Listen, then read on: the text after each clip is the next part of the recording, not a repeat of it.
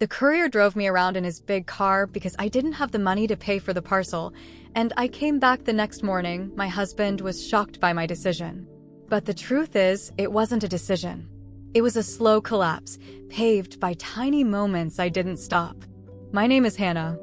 I'm 41, married, mother of 2 grown kids who now live their own lives. I used to be someone who felt things deeply, who laughed too loudly, who danced in the kitchen while making dinner. Now, I fold towels with precision, scrub countertops like my life depends on it, and pretend that I don't notice when my husband forgets we were supposed to have dinner together. We live in a quiet suburban neighborhood. 2 cars in the driveway, wind chimes by the porch, and a silence between us that used to be love. That morning, I had just finished reorganizing the spice rack when the doorbell rang. I wasn't expecting anyone. He stood there, brown uniform, tanned skin, sleeves rolled up just enough to show the curve of his forearms. Delivery for Hannah Carson?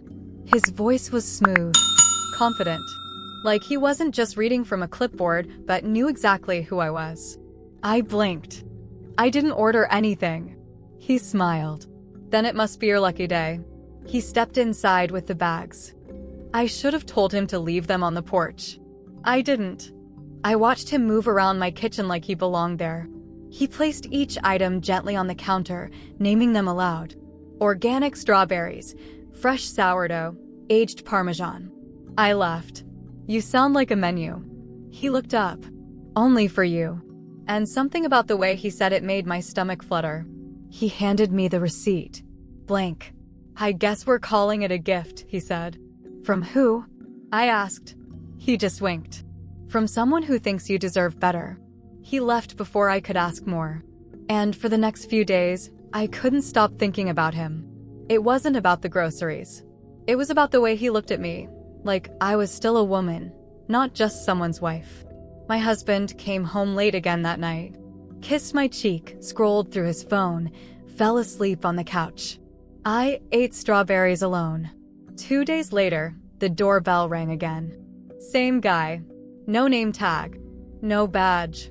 Just that same crooked smile. Back again? I asked. He held up a bottle of wine and a single wrapped chocolate cake. Don't worry, he said. No charge. I narrowed my eyes. Why are you really here? Because, he said, you looked like someone who needed a reason to smile. He didn't step inside this time. I stood on the porch. He leaned against the rail. You always this charming with strangers? I asked. He shrugged.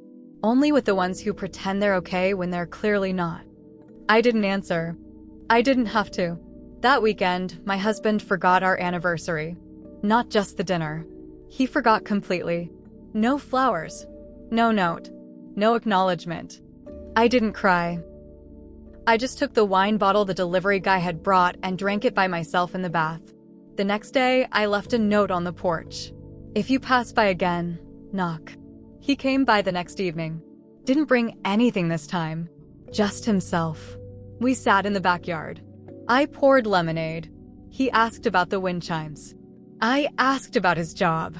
Turns out, he wasn't a regular delivery guy. He worked independently. Ran errands for older folks. Grocery runs. Pharmacy pickups. Occasional favors for well-paying clients. Which one am I? I asked. He didn't blink. You're the one I chose. The first time he touched me, it wasn't dramatic. I was laughing, really laughing, about some ridiculous story he told about a woman who ordered 30 bananas instead of 3. I reached for my drink. He reached too. Our hands touched. I didn't pull away. Neither did he. It was only a second. But it cracked something wide open. The next time he came, my husband was home. It was Saturday. Ryan was mowing the lawn. I was in the kitchen. The doorbell rang and I panicked. I opened the door quickly, stepping outside before Ryan could see. You can't be here right now, I whispered.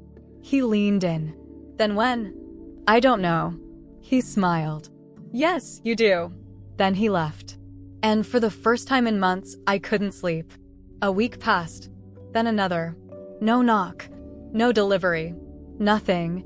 Until one afternoon, I found a small box on my porch. No name. No address. Inside, a key. Hotel branding.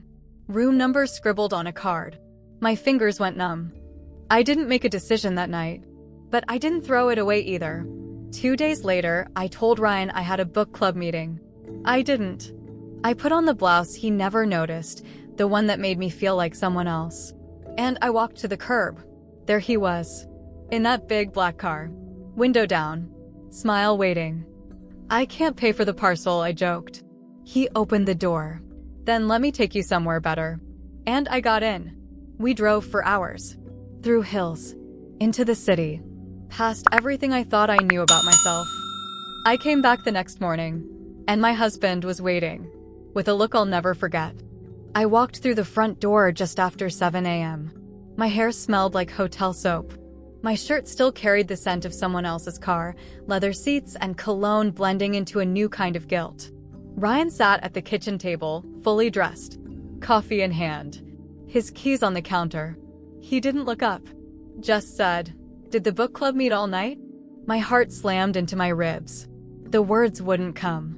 I wanted to lie.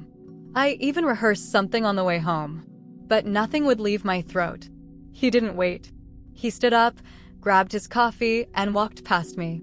The last thing he said was, "I fed the dog. Don't forget your appointment at 11. And then he left. I stood in the middle of the kitchen for a full minute before I moved. The silence was different now. Not heavy. Not angry. Worse. It was indifferent.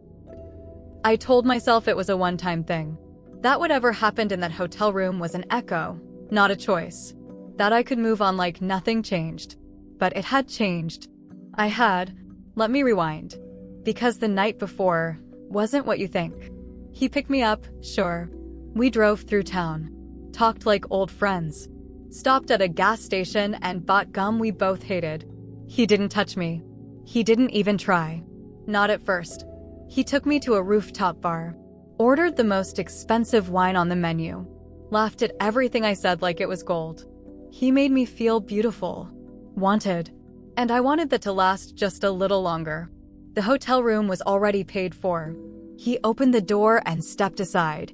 I walked in. No words. No expectations. He placed the key card on the table, looked at me, and said, "You don't owe me anything." I stood there, staring at the bed, at the lamp, at the window view. And then I turned around. It was soft. Desperate. Like I wanted to taste something I didn't deserve. He pulled me closer. And the world disappeared. We didn't sleep. We talked. Until 3 a.m., he told me about the people he delivers to.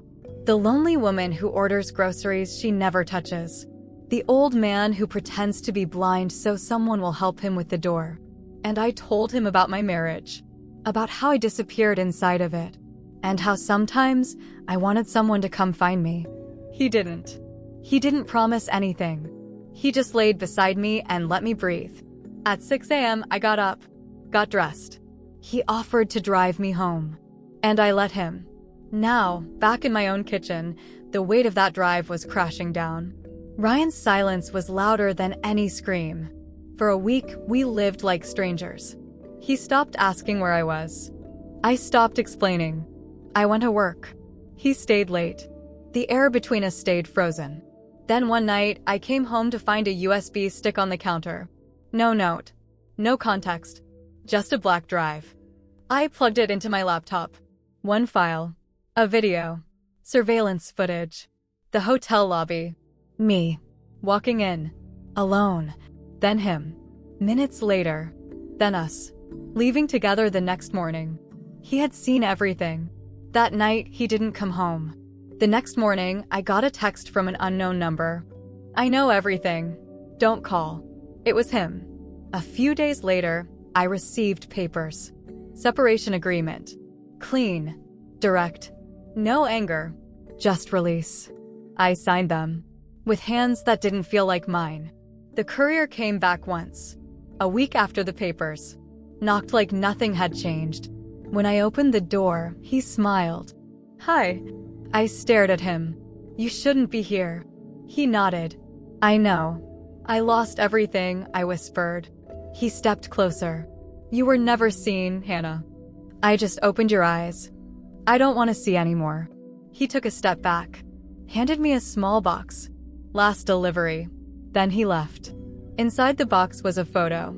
Me, laughing on that rooftop bar. Not posed. Real. And on the back, he wrote, "That smile was always yours. Not his. Not mine. Yours." I didn't reach out again. I didn't chase Ryan. Didn't call the courier. I stayed. Alone. And for the first time, I started rebuilding from nothing. No lies. No pretending. Just me. A woman who lost everything because she finally wanted something more.